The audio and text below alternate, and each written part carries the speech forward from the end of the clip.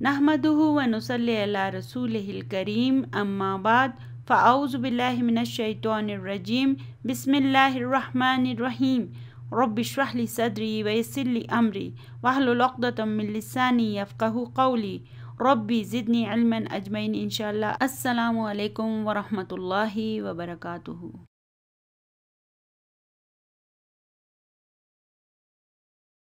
अल्हम्दुलिल्लाह हम सब मुसलमान हैं और हमारा ईमान है कि कुरान पाक अल्लाह ताला की किताब है। हम ये भी जानते हैं कि कुरान पाक के हम पर 5 हकूक़ हैं। पहला हक ये है कि हम इसे मानें, दूसरा हम इसे पढ़ें, तीसरा हक ये है कि इसे हम समझें और चौथा ये कि इस पर अमल करें और पांचवा हक ये है कि इसे दुनिया में फैलाएं। तो इसका पहला हक ये है कि हम इसे मानें, यानी हम इस पर ईमान लाएं। इस ईमान के 2 मरहले होते हैं। पहला कानूनी ईमान यानी कि तस्दीक़ुम बिल लिसान और दूसरे को कहते हैं तस्दीक़ुम बिल क़ल्ब, यानी कि जब हमने ज़बान से इस बात का इकरार कर लिया कि ये कुरान पाक अल्लाह ताला का कलाम है जो हज़रत मोहम्मद सल्लल्लाहु अलैहि वसल्लम के क़ल्ब मुबारक पर नाजिल हुआ, और ये कि ये मनअन बिल्कुल उसी हालत में इस वक्त भी महफूज है जैसा कि ये नबी सल्लल्लाहु अलैहि वसल्लम के ज़माने में हुआ करता था। तो जब हम ये मान लेते हैं तो हम कानूनी लिहाज से तो इस्लाम में दाखिल हो जाते हैं, यानी कि अब हमने इकरारुम बिल लिसान कर लिया। लेकिन असल ईमान हमें उस वक्त नसीब होगा जब दिल में ये यकीन पैदा हो जाए कि ये अल्लाह का कलाम है, और ये यकीन पैदा करना ही दरअसल एक मुश्किल काम है।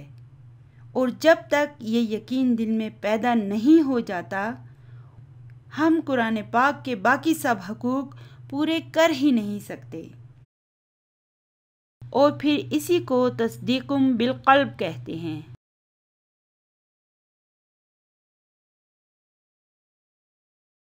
हमारे रब ने अपनी इस किताब के बारे में ख़ुद ही फरमाया है कि हुआ खैरुम मिम्मा यजमाऊन, यानी हम जो चीज़ें भी दुनिया में हासिल करते हैं, ख्वाह वो इल्म हो, शोहरत हो, मालो दौलत हो या हुस्न सेहत हो या जो भी नेमत हो, ये कुरान और इसका इल्म इन सब चीज़ों से बेहतर है।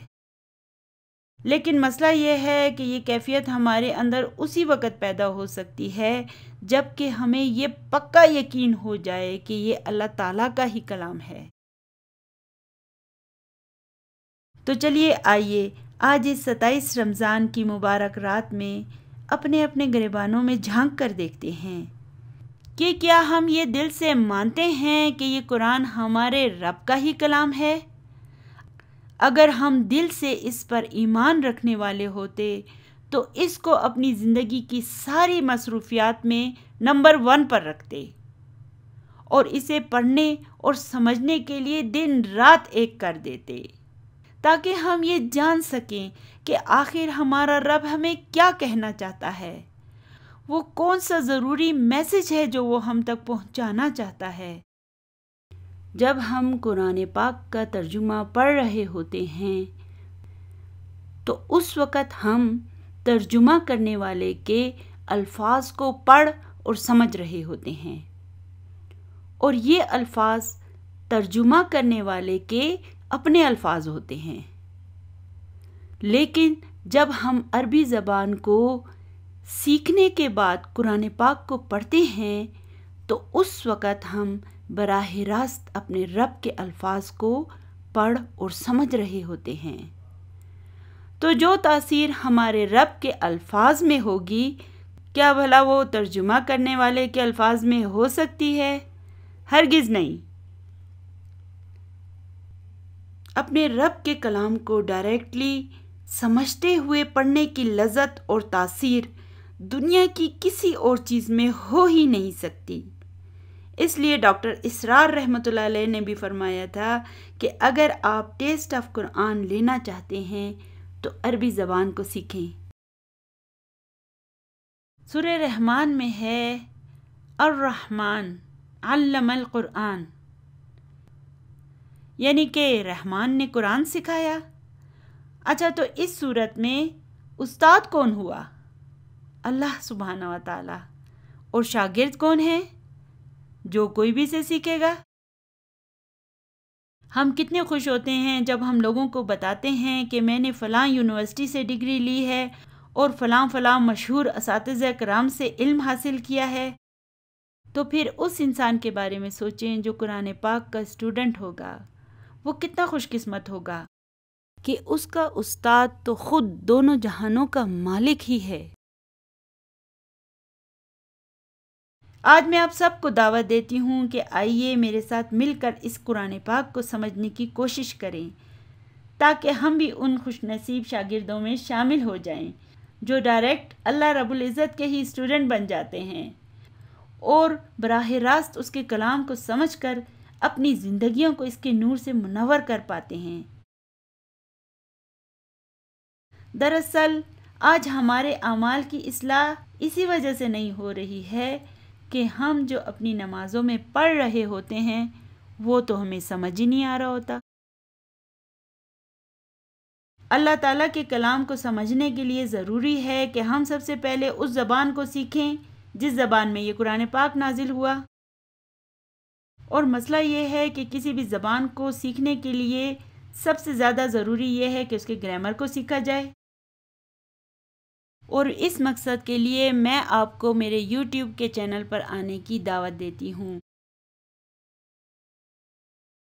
عربی گرامر کو سیکھنے کے لیے اس وقت مدینہ عربک کورس کو دنیا بھر میں سب سے زیادہ مؤثر کورس سمجھا جاتا ہے، جسے آج کل دنیا بھر کے بے شمار ممالک میں بے شمار زبانوں میں سکھایا جا رہا ہے۔ اور چونکہ میں نے بھی مدینہ عربک کورس کے ذریعے قرآن پاک کی زبان کو سیکھا اور اسے بے حد مؤثر پایا، اسی لیے اب اسے اردو زبان میں آپ تک پہنچانے کی کوشش کر رہی ہوں۔ اگر آپ بھی عربی زبان کو سیکھنا چاہتے ہیں یا اپنے اسٹوڈنٹس کو سکھانا چاہتے ہیں تو پھر اس مقصد کے لیے آپ بالکل شروع سے میری ان ویڈیوز کو بالترتیب دیکھنا شروع کر دیں۔ انشاءاللہ ان ویڈیوز کے ذریعے آپ اپنے گھر میں بیٹھ کر بغیر کسی استاد کے بالکل فری میں قرآن پاک کی زبان کو سیکھ سکیں گے۔ اور میں بھی اسے لیول 1 سے ہی شروع کر رہی ہوں تاکہ خصوصاً وہ لوگ جو پہلی مرتبہ عربی زبان کو سیکھنے کی کوشش کر رہے ہیں وہ بھی اس سے بھرپور استفادہ حاصل کر سکیں۔ اور پھر انشاءاللہ یہ کورس آگے جا کر BA لیول تک کے عربی گرامر کو کور کرے گا۔ صرف مدینہ عربک کورس کے ہی ذریعے آپ 85% تک قرآن پاک کو سمجھنے کے قابل ہو جائیں گے، اور پھر باقی کیا رہ جائیں گے؟ روٹ ورڈز، جو کہ ہر ویڈیو کے آخر میں آپ کو ساتھ ساتھ یاد کرنے کے لیے دیتی رہوں گی۔ اس طرح انشاءاللہ تعالیٰ آپ پورے قرآن پاک کو آسانی سے سمجھنے کے قابل ہو جائیں گے۔ آئیے اور میری اس تفہیم قرآن کی دعوت پر لبیک کہیں، اور میرے اس میسج کو آپ جتنا پھیلا سکتے ہیں پھیلا دیں، تاکہ جو دوسرے لوگ محض آپ کے ایک شیئر کرنے کی وجہ سے اپنے رب کے کلام کے ساتھ جڑیں گے وہ میرے ساتھ ساتھ آپ کے لیے بھی صدقہ جاریہ بن جائیں۔ جزاکم اللہ خیرن کثیرہ۔ دعاؤں میں یاد رکھیے گا۔ آپ کی بہن شہناز تبسم عرف مومنہ۔ السلام علیکم ورحمۃ اللہ وبرکاتہ۔